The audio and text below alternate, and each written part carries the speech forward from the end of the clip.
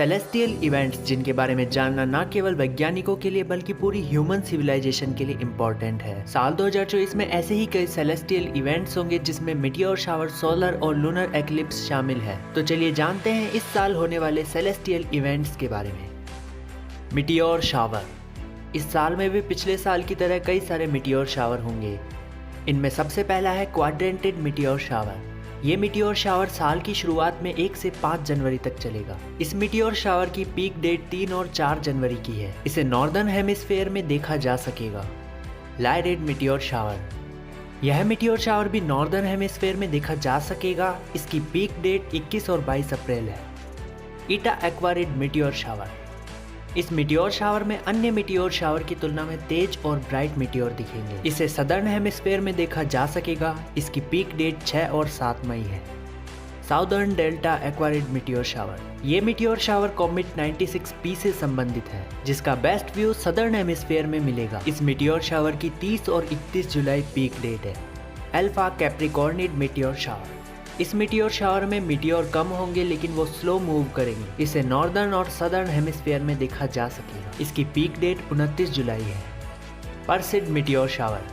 इसे northern hemisphere में देखा जा सकेगा और इसकी पीक डेट 12 और 13 जुलाई है। इसके अलावा भी कई मीटियोर शावर हैं, जैसे Draconids meteor shower, Orionid meteor shower, Taurid meteor shower, Leonid meteor shower, Geminid meteor shower, Ursid meteor shower. Solar eclipse. इसमें पहला है टोटल सोलर एक्लिप्स। ये सोलर एक्लिप्स 8 अप्रैल को होगा, जिसे नॉर्थ अमेरिका में देखा जा सकेगा। Annular solar eclipse. ये सोलर एक्लिप्स 2 अक्टूबर को होगा, जिसे ईस्टर आइलैंड, साउदर्न चिली और अर्जेंटीना में देखा जा सकेगा। Lunar eclipse. ये लूनर एक्लिप्स 25 मार्च को होगा, जिसे अमेरिका, वेस्टर्न यूरोप और वेस्टर्न अफ्रीका में देखा जा सकेगा। इसके अलावा 17 सितंबर को भी लूनर एक्लिप्स होगा। Comet flyby. 8 अप्रैल को कॉमेट 12P भी आकाश में दिखाई देगा।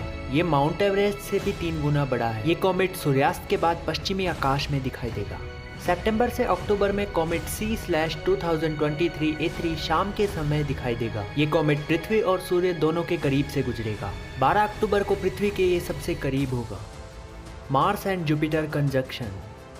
14 अगस्त को मार्स और जुपिटर एक दूसरे के पास से गुजरेंगे। 2022 यूरोप्लैनेट साइंस कांग्रेस ने इसे 2040 तक के 7 क्लोज अप्रोचेज में से एक बताया। 5 सितंबर के दिन मर्क्यूरी प्लैनेट को देखने का सबसे अच्छा समय होगा, क्योंकि इस दिन ये सूर्य से सबसे अधिक दूरी पर होगा। 8 सितंबर के दिन सैटर्न प्लैनेट पृथ्वी और सूर्य की विपरीत दिशा में होगा, इसलिए इसे सूर्यास्त से सूर्योदय तक देखा जा सकेगा। 21 दिसंबर का दिन नॉर्दर्न हेमिस्फीयर के लिए शॉर्टेस्ट डे होगा, इसे विंटर सोलिस्टिस कहते हैं, और सदर्न हेमिस्फीयर के लिए लॉन्गेस्ट डे होगा, इसे समर सोलिस्टिस कहते हैं। वेल, आप इनमें से किन सेलेस्टियल इवेंट्स को देखना चाहेंगे हमें कमेंट करके जरूर बताएं। आज की इस एपिसोड में बस इतना ही। मिलते हैं किसी नए एपिसोड में, तब तक के लिए जय हिंद।